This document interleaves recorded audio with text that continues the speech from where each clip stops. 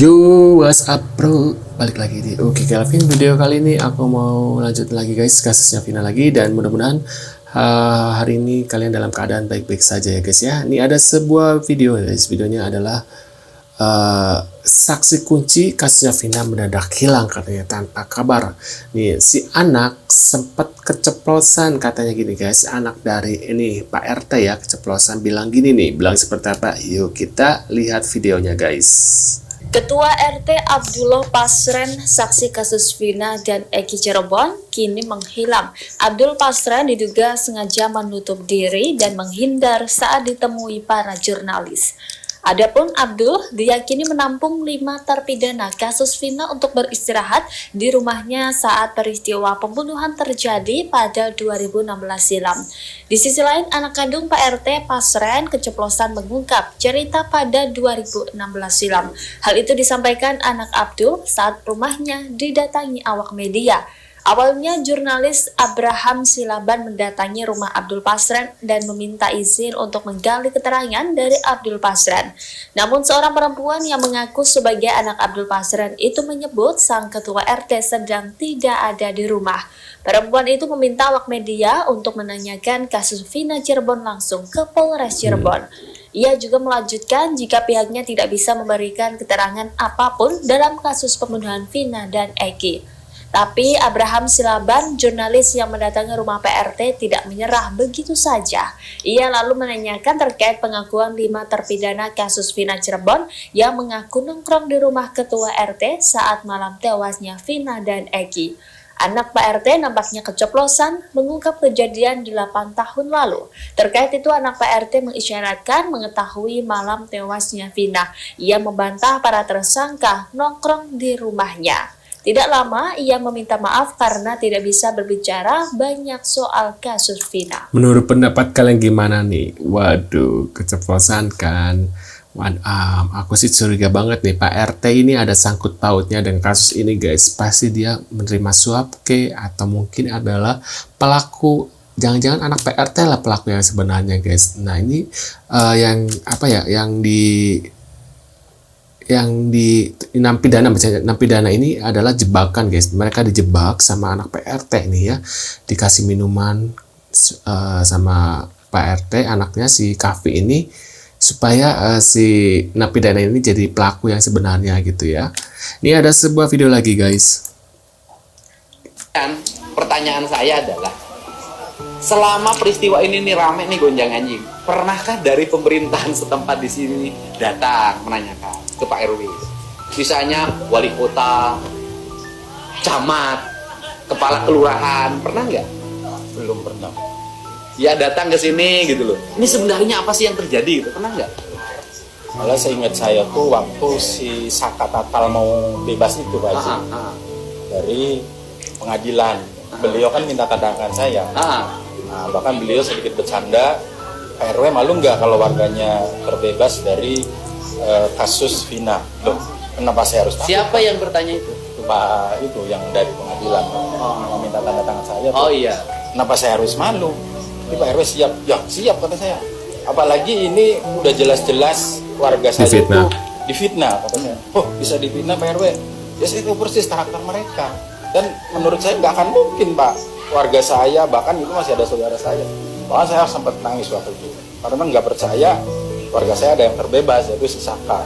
Bahkan mereka itu rata-rata ke saya itu manggilnya Wak Bas, karena memang secara silsilah saya itu di sini dituakan Pak.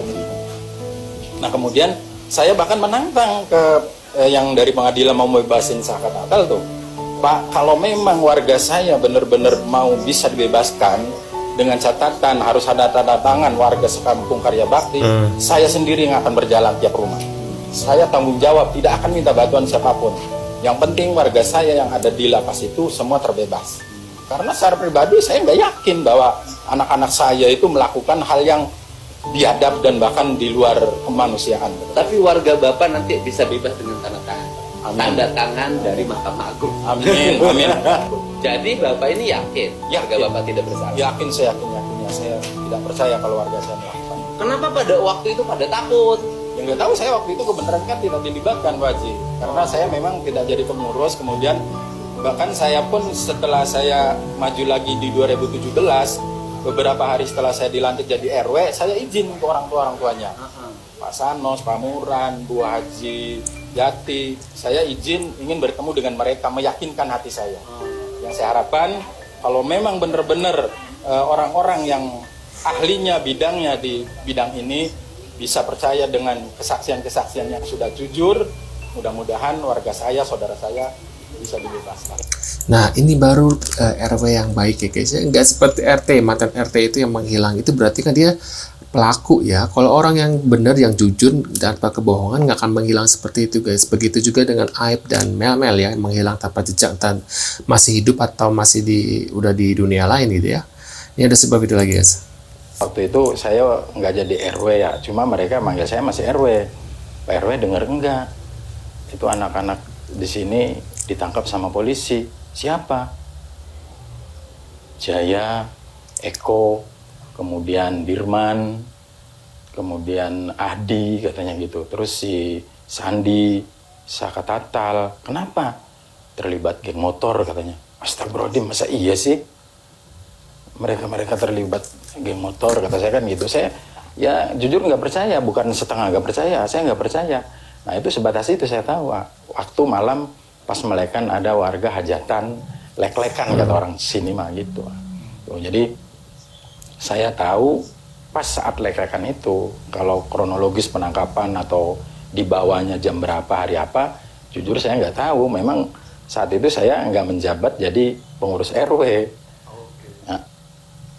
Berharap ini bisa menjadi novum. Nah, kesimpulan apa yang saya lakukan dari gang ke gang, mewawancara dari tempat ke tempat, terus mungkin masih perlu 1 minggu lagi, nanti siapa tahu menjadi novum. Dan salah satu kunci novum itu adalah Pak Ketua RT. Dalam pandangan saya ya, Pak Ketua RT itu yang menyatakan bahwa anak-anak tidak nginep di rumah anaknya atau rumah dia lah. Kan itu loh. Seluruh saksi yang lain kan sudah nyabut tuh, udah geser karena ada 2 saksi yang diarahkan oleh penyidik. Ada Lingga Akbar diarahkan oleh Parudiana.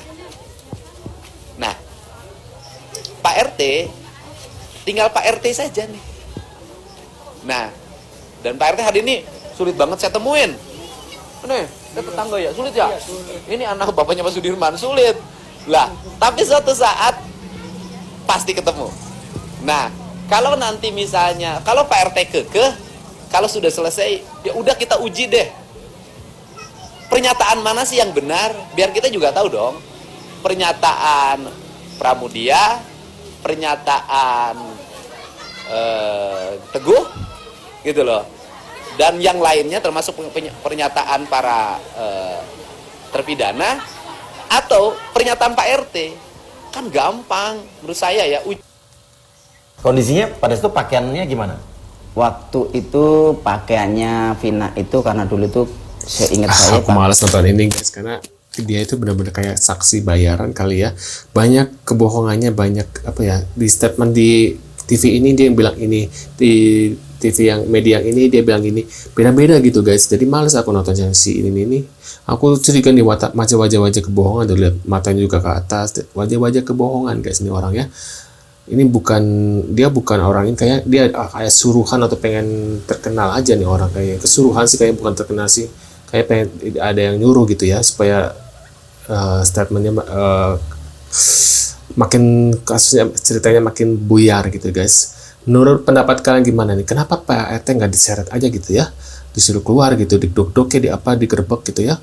Kenapa nggak ada yang berani gitu guys, seorang RT? Padahal itu mantannya, bukan RT yang asli gitu ya. Menurut pendapat kalian gimana? Tulis di kolom komentar. Terima kasih sudah mampir dan jangan lupa bantu subscribe dan sampai jumpa di video selanjutnya. See you guys.